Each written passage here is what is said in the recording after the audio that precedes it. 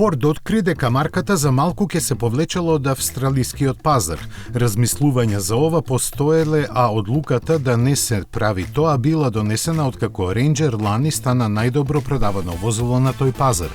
Причините што довело да се планира ваков екстремен чекор не се познати. Форд во Австралија има шарена понуда, практично составена од возила кои се произведуваат насекаде низ светот.